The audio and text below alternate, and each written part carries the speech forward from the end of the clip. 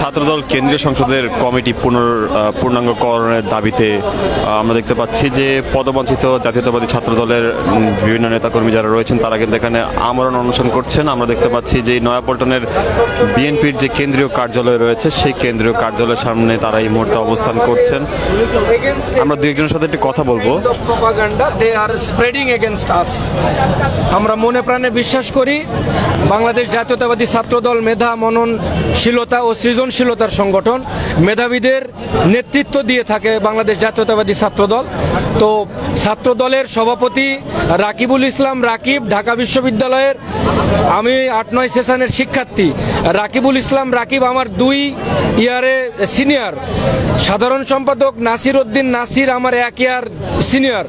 তো এখানে আমরা যারা উপস্থিত রয়েছি ছাত্রদলের সভাপতি এবং সাধারণ সম্পাদকের চেয়ে জুনিয়র, তাহলে এ ধরনের প্রশ্ন কিভাবে তারা বলেন যে আমাদের ছাত্রত্ব নাই, আমাদেরকে পদ দেওয়া সম্ভব হচ্ছে না? এই প্রশ্নের যথাযথ উত্তর খুঁজতে হলে আপনারা ছাত্রদলের সভাপতি, সাধারণ সম্পাদককে জিজ্ঞাসা করেন। এটা আমাদের বিরুদ্ধে সম্পূর্ণ বানোয়াট। তবে আমরা দ্ব্যর্থহীন কণ্ঠে বলতে পারি আমাদের এই সহযোদ্ধা যারা এখানে উপস্থিত রয়েছে বিভিন্ন জায়গায় তারা বিভিন্ন প্রোগ্রামে, অর্থাৎ আমি যেমন মাস্টার্স প্রোগ্রামে অধ্যয়নরত ঢাকা বিশ্ববিদ্যালয়ে, বিভিন্ন প্রোগ্রামে তারা এখনো পর্যন্ত অধ্যয়নরত আছে। আরেকটা বিষয় সেটা হচ্ছে আপনাদের তো আপনারা বলেন যে ছাত্রত্ব আছে কিন্তু আপনাদেরকে পদ দেওয়া হচ্ছে না, বাট আমার অনেকে আছেন যাদের ছাত্রত্ব নাই কিন্তু পদে আছে, এরা কারা? আপনাদের বাইরে একটু আরেকটা বলতে। আসলে এরা কারা, এটা তো ছাত্র দলের যে কমিটিটা হয়েছে আংশিক পূর্ণাঙ্গ 260 সদস্যের, এটা করেছে তো মূলত ছাত্র দলের সভাপতি, সাধারণ সম্পাদক এবং এই প্রক্রিয়ার সঙ্গে যুক্ত ছিলেন ছাত্র দলের যিনি দেখভালের দায়িত্বে রয়েছেন বিএনপির ছাত্র বিষয়ক সম্পাদক আলহাজ রকিবুল ইসলাম বকুল ভাই। তাদেরকে আপনারা জিজ্ঞাসা করেন। তবে ছাত্র দলের সভাপতি রাকিবুল ইসলাম রাকিব ভাই বলেছিলেন কমিটি গঠন হওয়ার পরে বেশ কিছু যখন অসঙ্গতি আপনাদের মিডিয়ার সামনে তুলে ধরা হয় এই 260 সদস্যের যে আংশিক পূর্ণাঙ্গ কমিটি, তখন তিনি এটা সোজাসাপটা উত্তর দিয়েছিলেন যে এই কমিটিতে কিছু অসঙ্গতি আছে, কিছু ভুলভ্রান্তি আছে, ত্যাগী যোগ্য নেতাদেরকে বাদ দেওয়া হয়েছে।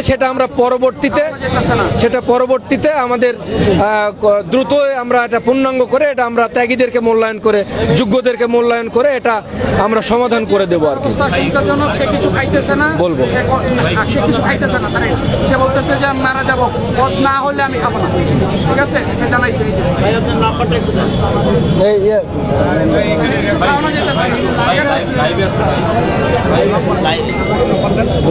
জি বলেন।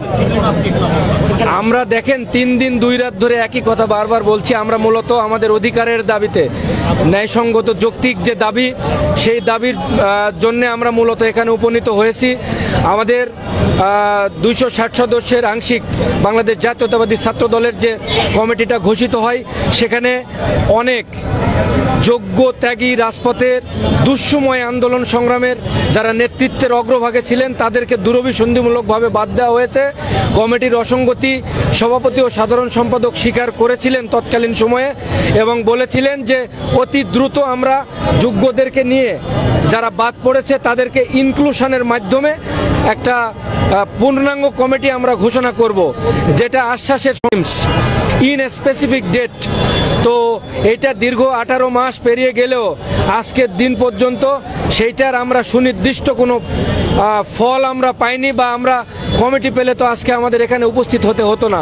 আমরা বাধ্য হয়ে আমাদের সঙ্গে প্রবঞ্চনা করা হয়েছে, আমাদেরকে ধোঁকা দেওয়া হয়েছে, আমাদের সুদীর্ঘ 18-20 বছরের রাজনৈতিক জীবনের সঙ্গে প্রতারণা করা হয়েছে।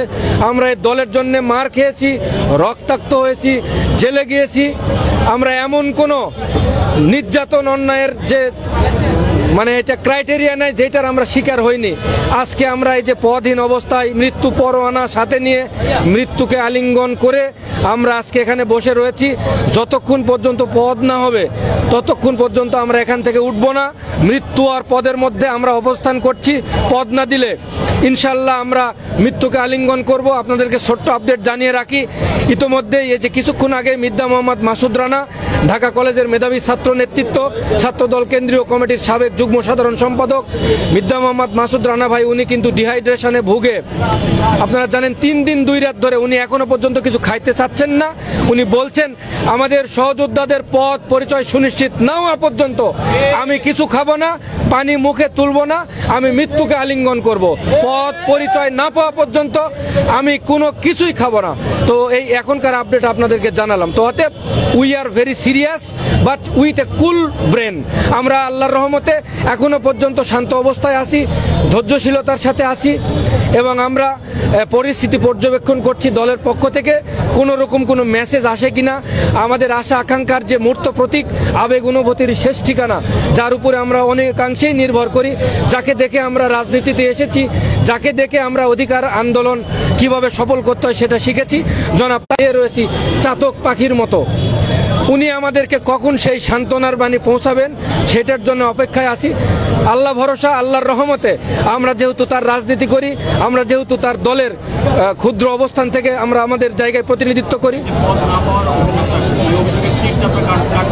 পদ পাওয়ার অভিযোগের তীর এটা মূলত যারা কমিটির সঙ্গে জড়িত ছিলেন, কমিটি সংশ্লিষ্ট যারা, গঠন প্রক্রিয়ার সঙ্গে যারা জড়িত ছিলেন, তারা এটা মূলত আর কি যে অ্যাকাউন্টেবিলিটি সেটা তাদের উপরে। ছাত্রদলের সভাপতি, সাধারণ সম্পাদক এবং ছাত্র বিষয়ক সম্পাদক বাংলাদেশ, যিনি জাতীয়তাবাদী দলের আলহাজ রকিবুল ইসলাম বকুল ভাই, তিনি এই কমিটির প্রক্রিয়ার সঙ্গে জড়িত ছিলেন, তারাই ভালো বলতে পারবেন। এবং এটা সম্পূর্ণ responsibility, all responsibilities goes to them.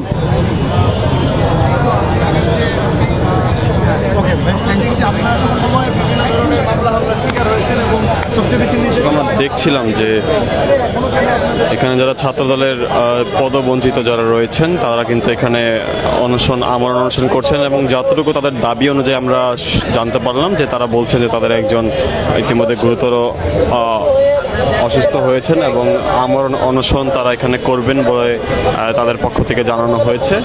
আমরা সরাসরি ইত্তেফাক লাইভের মাধ্যমে আপনাদেরকে দেখানোর চেষ্টা করছিলাম। জাতীয়তাবাদী ছাত্র দলের যারা পদবঞ্চিত রয়েছে তাদের একটি অংশ তারা এখানে আমরণ অনশন তারা করছেন এবং এই আমরণ অনশন তারা যেই বলছেন যে দীর্ঘ সময় ধরে তারা করছেন এবং তাদের দাবি না মানা পর্যন্ত তারা এই নয়াপল্টন কেন্দ্রীয় কার্যালয়ের সামনে অবস্থান করবেন।